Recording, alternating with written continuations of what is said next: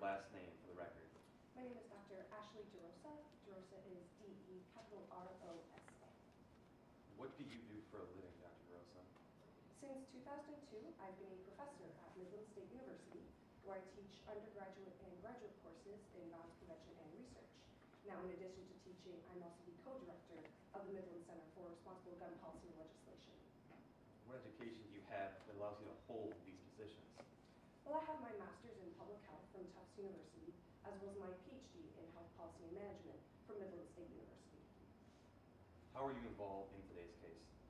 Well, I was hired to assess the safety of the storage of the weapon that was used in the incident involving Sydney Park on August 18th of 2010. In assessing the storage of the weapon, were you provided with sufficient facts and data?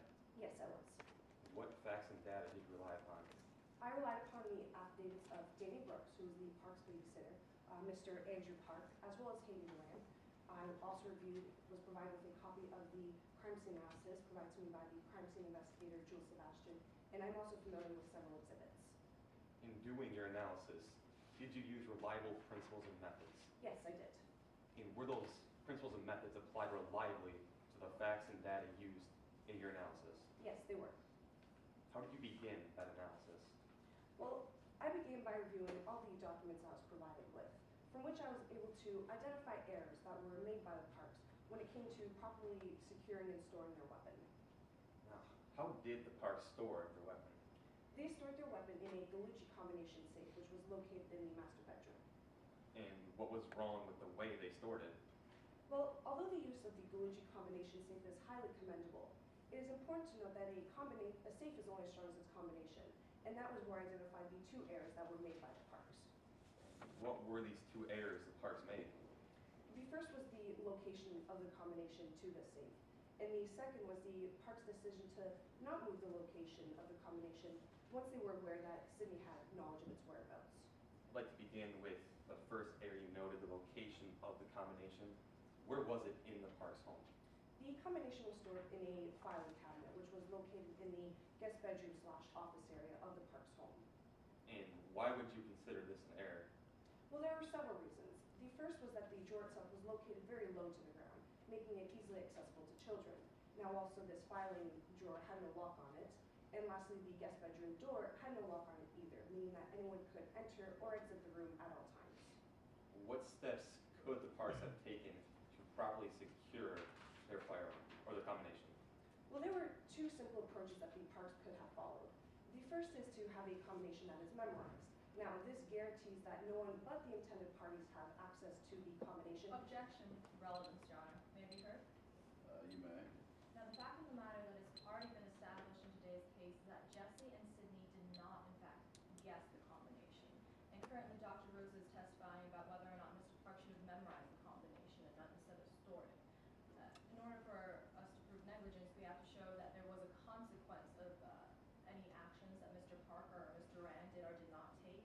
And because Sydney and Jesse did not guess the combination, a testimony regarding the combination and its memory is not admissible in today's case. May I respond? We're not trying to say that the children guessed the combination. We're just simply trying to show the steps the parks have taken to secure their combination, which is very relevant in a case in which the children got the combination to the safe and accessed the gun. Yeah, I mean, it's part of, what you've got to prove and, what they're attempting to prove through their affirmative defenses. And so I would say, whether he memorized the code or whether he stored it under the circumstances could be relevant. So I'm going to overrule the Would you like me to re-ask the question? Yes, please. What steps could the parks have taken to properly secure their combination? Well, as I said, the first approach is to have a combination that is memorized. And this guarantees that no one but the intended parties have access to the combination and therefore to the weapon itself. What was the second approach? Well, the second approach has to do if the gun owner writes a combination down, such as Mr. Park did. Now, it is absolutely essential that you secure this combination someplace that can be locked away and also that has minimal foot traffic in the house. But securing this combination definitely becomes safety priority number one to keep everyone in the home safe. I'd now like to bring you to the second error you noted made by the parks. Can you please remind us what that error was? Yes, that was the park's decision to not move the location of the combination once they were aware that their daughter Sydney had knowledge of its location.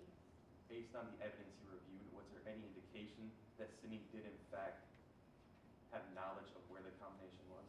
Yes, in my review of Mr. Park's statement, Sydney asks her father, Sydney is seen sifting through these documents by her father in the file drawer.